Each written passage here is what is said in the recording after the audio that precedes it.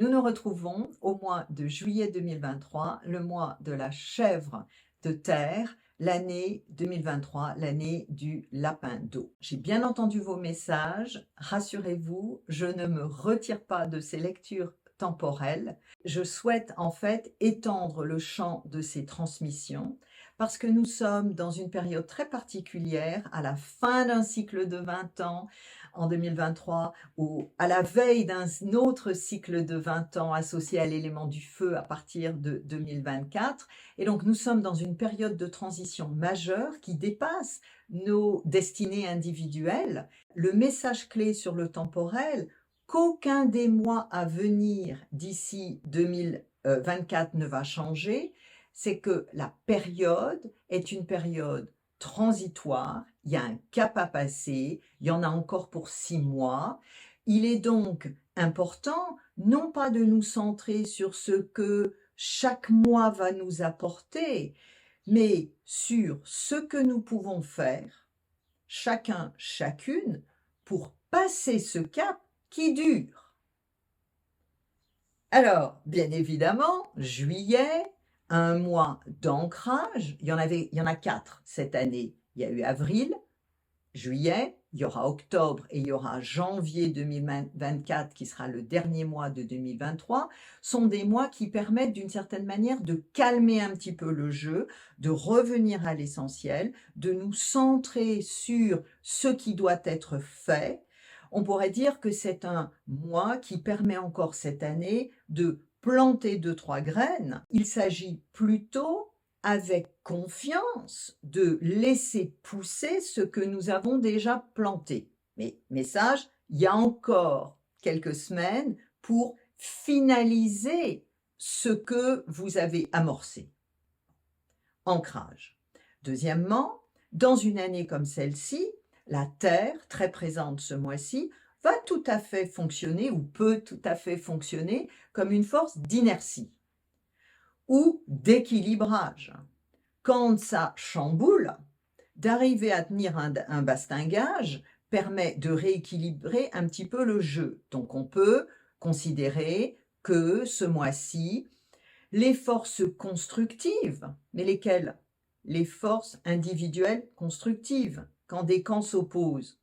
Dans les 2 camps, ou dans les 3 camps, ou dans les 4 camps, on peut envisager ceux et celles qui ont la tête froide, les idées claires, la bienveillance au cœur et des solutions à proposer vont se manifester. Ça, c'est de manière générale.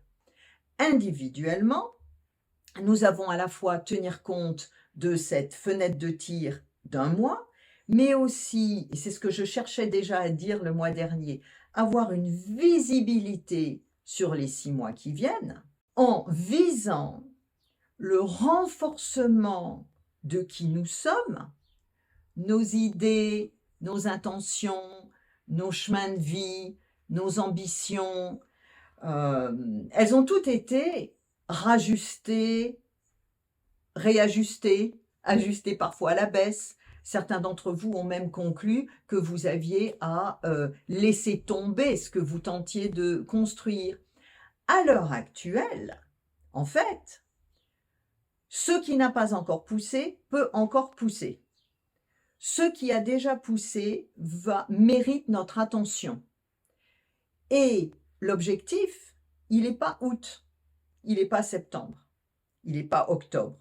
L'objectif, il est le début de l'année prochaine, où il va être question d'être debout, agissant, en posture clarifiée, pour pouvoir déployer ce que nous avons à faire respectivement dans tous nos domaines, quels qu'ils soient, ça touche à tout le monde, à déployer sur les 20 ans qui viennent.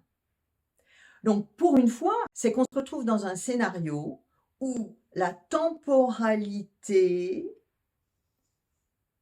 se calme.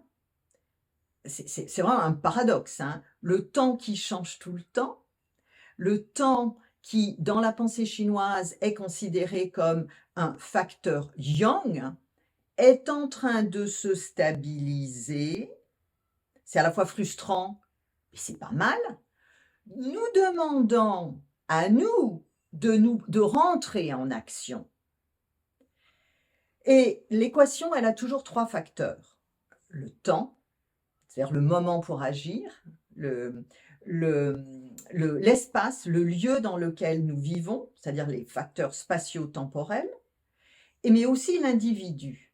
Nous avons une opportunité majeure en tant qu'individu de jouer notre rôle dans l'équation. Et sur des questions d'espace, on voit à l'heure actuelle une grande différence entre les régions, les pays, puisqu'il y a un contexte parfois urbain, en particulier urbain, qui peut être très différent, non seulement comme condition de vie, mais aussi comme opportunité de repli par rapport à d'autres lieux qui ne sont pas affectés de la même manière par les turbulences et les batailles puissantes qui ont lieu à l'heure actuelle. Ce que je suis en train de dire, c'est qu'il est de votre responsabilité, de notre responsabilité, d'identifier des lieux nous permettant de nous réancrer. On pourrait dire des lieux de repli, mais ce n'est pas pour aller se cacher et se couvrir la face, mais des lieux qui nous permettent de nourrir la machine, de garder une certaine forme de visibilité, de nourrir un espoir non pas fou, mais salutaire et humain, nous permettant de traverser ces périodes difficiles. Donc, il est important que vous identifiez des lieux qui vous permettent de nourrir la machine. La formule n'est pas la meilleure, mais je la garde.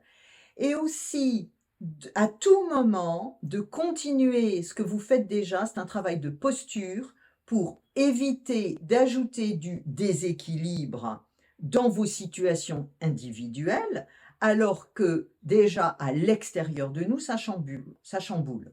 Profitez de ce mois-ci pour vous ancrer, pour refaire encore une lecture de la palette des engagements que vous prenez, que vous avez pris ou que vous avez à prendre, des actes que vous posez, en gardant à l'esprit un égoïsme sain, vous permettant de traverser les 6 mois qui viennent le plus indemne possible de turbulences actuelles qui forcément nous touchent tous, mais qui sont au service d'une transformation difficile, mais inévitable, avant l'accouchement de ce que moi j'ai posé tout à l'heure comme une nouvelle période de 20 ans et sur laquelle nous reviendrons. Je veux juste préciser que la période de 20 ans qui démarre l'an prochain est associée à l'élément du feu.